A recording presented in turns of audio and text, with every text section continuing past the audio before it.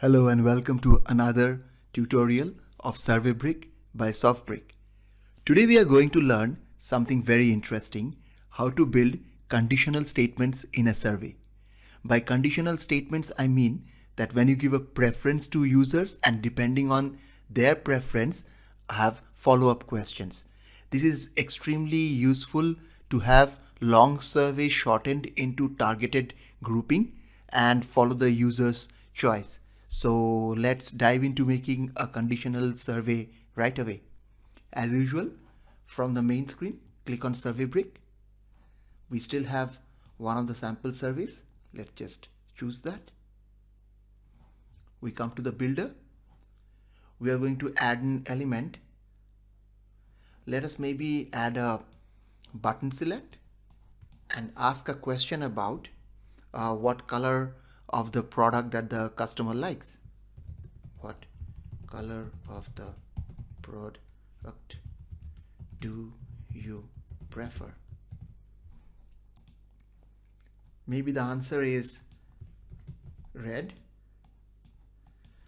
blue, yellow, and green, right? And that's a required condition, followed by another question. Now let's say we want to dive in exactly which variant of red or blue the customer would prefer. So it's like, what shade of red do you prefer?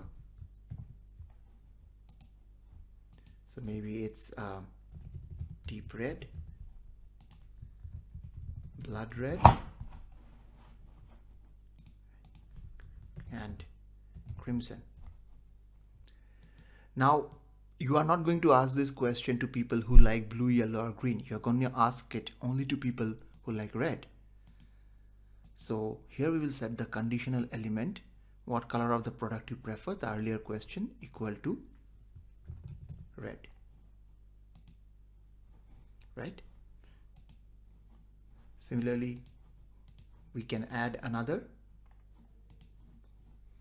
Instead of red, we will just copy this,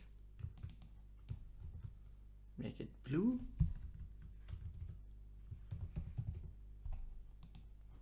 and then the options can be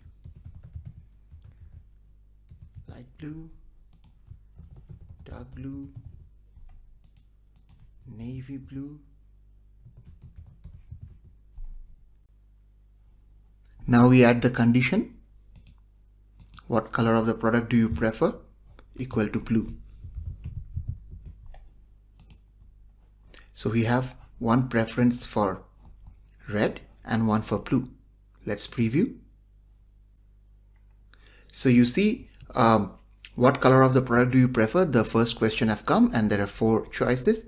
If I press red, the second conditional statement opens up: deep red, blood red, crimson. If I press blue, light blue, dark blue, navy blue. So really, depending on the audience's selected question, you can build a set of follow-up question, and this is extremely useful in following your customers' flow of thought, flow of preference. B, reducing the size of the survey, because that way you can eliminate the unimportant questions, follow-up questions for the people who are not the target audience in that group. I hope you found this tutorial useful, and I wish that you can build extremely suave and complex survey in a very simplified way using our conditional statements. Thank you.